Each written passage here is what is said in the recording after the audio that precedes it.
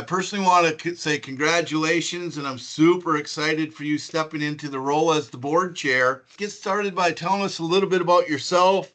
What attracted you to CROSS, and why are you a part of CROSS Services? Thank you. And it's certainly an honor and a privilege. I'm humbled and I'm super excited to be part of the organization. As you mentioned, I started as a volunteer during kind of the tail end of COVID. And it was one of those times where I just felt just a need to plug in and give and be a part of something larger. And so I looked, online for various nonprofits in the area and reached out to CROSS and heard back from Pat. Right, she invited me in for an orientation session and a tour, and the tour clinched it for me. Right, Awesome. as well as just the interaction I had with her, just high energy, knew the organization, super passionate about the cause, and she's like, I'm going to ask folks here if they'd like to make a commitment, but don't feel obligated right now on the spot. I said, I'm in. just to take me now. So, and then I've had an opportunity since to be on an advisory committee as a volunteer, then as a volunteer lead Tuesday evenings, and then joined the board and served in a number of different capacities. So I feel super fortunate to have done that. So. What's special about Tuesday nights at CROSS Services? Yeah, Tuesday nights. It's it's a lot of activity, right? It's the only night that we're open, right? And we're not open on weekends. So a lot of folks that will come in at that point because maybe they're working during the day or they have, some other commitment or obligation during the day where they can't get in. So they come Tuesday night. So it's high volume traffic there. And we've got a lot of folks that are volunteers Tuesday nights who also work, oftentimes during the day. So they're coming in after that. So, again, super appreciative of that. And just there's a lot of energy and a lot of buzz and a lot of momentum. And what's exciting is all the folks throughout the day have been replenishing and stocking and organizing. So we get to Tuesday night and it's not like, oh, we're shopped out. We don't have anything for you. There is always plenty, so that is exciting, and people are so appreciative that we have those after hours options. So you're the incoming board chair, and as you begin maybe to lead the organization from a volunteer perspective, what are you excited about? The word I use all the time is opportunity.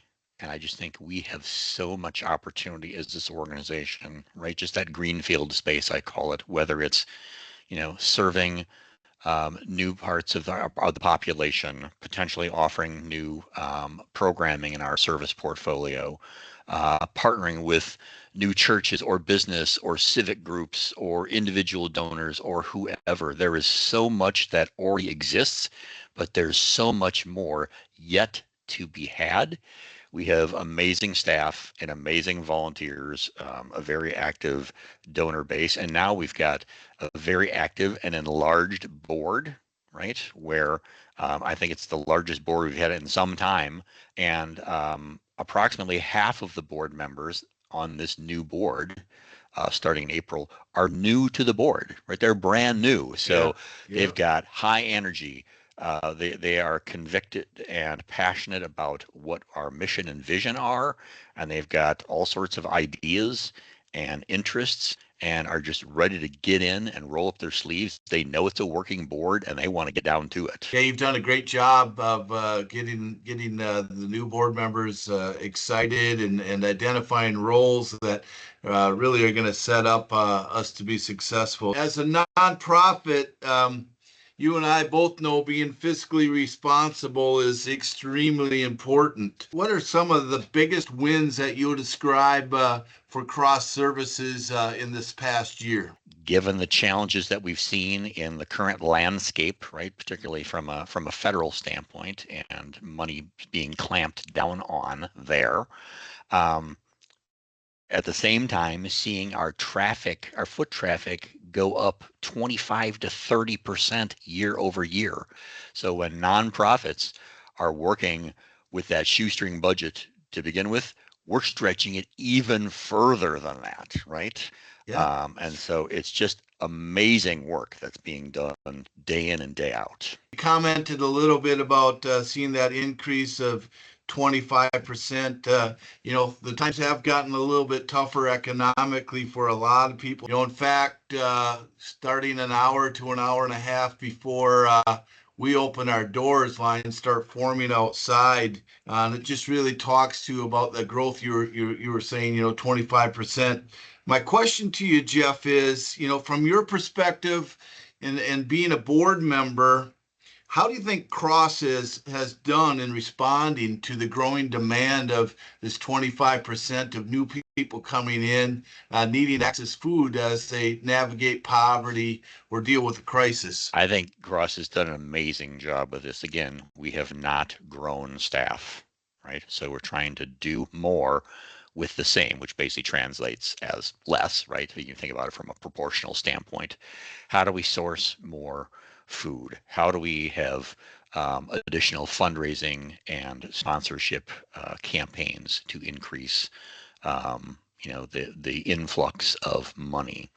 How do we get creative and look at different operational changes, right? This notion of, all right, do we look at adjusting our hours? Do we offer appointments or require appointments, or do we pivot and say we have to make a slight shift to our dignity shopping model where you come in and get to pick your own food because of the demands? And so it might be, we will not ever turn people away, but you may get a box of food that has been pre-picked and pre-packed for you, rather than having you come in and shop, just in the spirit of how do we take care of folks and not have them wait for extremely long periods of time? Because it's not only about doing right by them and serving them, but also providing them a positive client experience, right? Where as much as we can do that in that dignified way, make good use of their time and give them some sense of normalcy in their life, even if it's something as mundane and innocuous as grocery shopping, where they feel like, okay, it feels like kind of the great equalizer. Like I can do it just like you do it, and just like you do it, and just like everybody does it.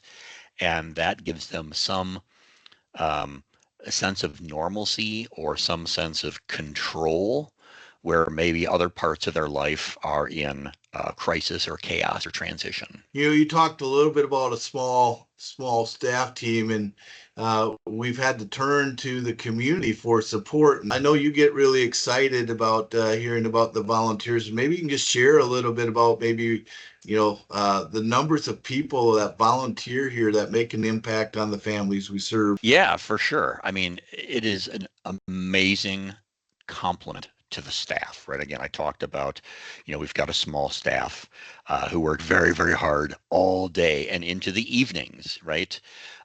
For those extended days.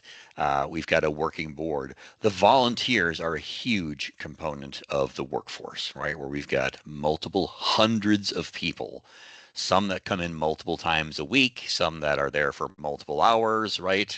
Some that have been there short periods of time, and others that have been there for years, right? Staples to the organization, kind of fixtures or institutions, if you will, who are so passionate about the cause and have made friends, and in the process of that have, I'll say, maybe recruited or courted other people to come and join in the effort. And it's super exciting to see that. And again, when I worked on Tuesday nights, we had a really good, pretty regular crew that had been there for some time. Everybody knew everybody's name. People had kind of their stations or their departments that they worked in, but they would hop over to other areas when there was a need. If all of a sudden their department was slow and they saw things picking up in another area, they would pivot to go do that. And so just that whole chip in and go where you see that there's an opportunity, where there's a need, and to fill that in, super fulfilling. Can you talk as our board chair, maybe what some of the key priorities, goals for you are as we move into our next fiscal year of CROSS services, and where you plan to lead us? You might have heard me talk before about this notion of, focused to grow, right? We pick those things those kind of critical few things that we want to focus on, right? We talk about food security, we talk about the thrift shop, we talk about financial assistance, we talk about children's programming. That's kind of our core, if you will. And I think, we weren't always in just that space.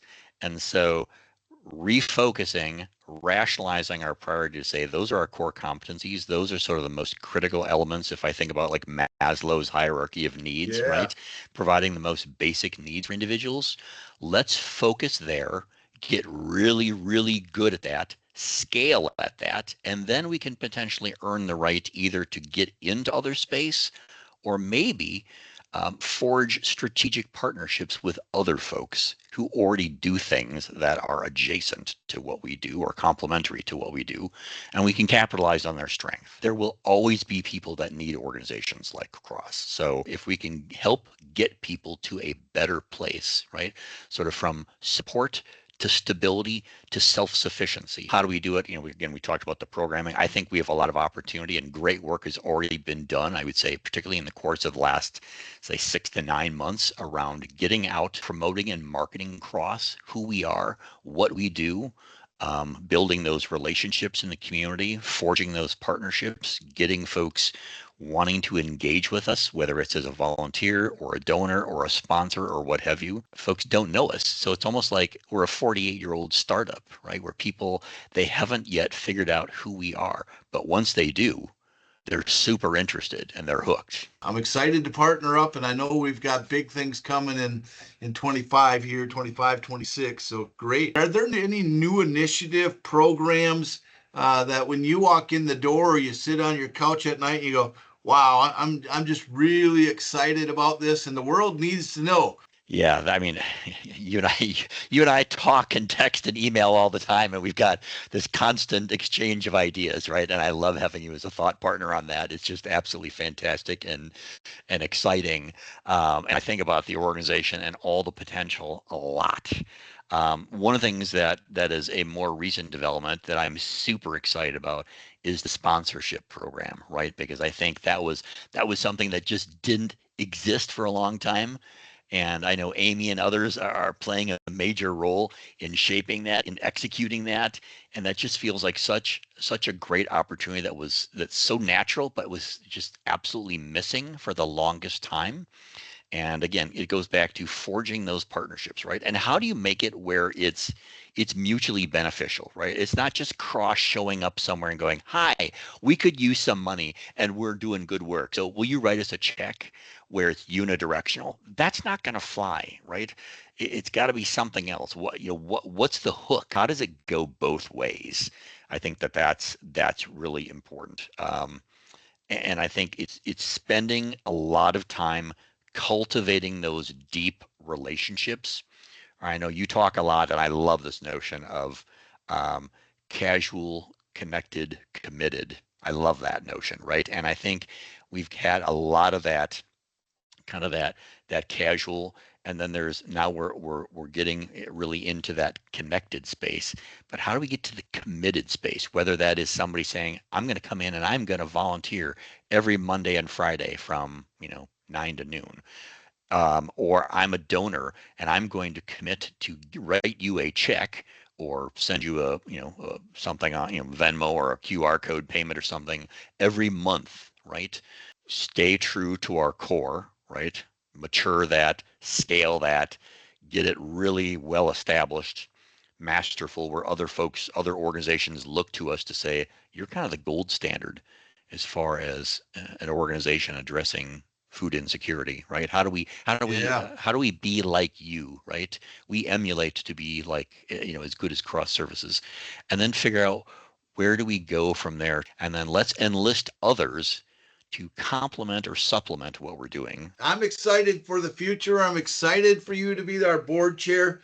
Thanks for chatting with me. I appreciate your time. Your insights are extremely valuable to not only myself, but we're gonna share this with the entire local community, and hopefully the world gets to hear a little bit about what Jeff Wehling's thinking. I'm looking forward to working with you. I know we're gonna make a great impact. Some of the visions you got for the future, we're gonna make them happen, and hopefully the families we serve, we can make a difference in their lives.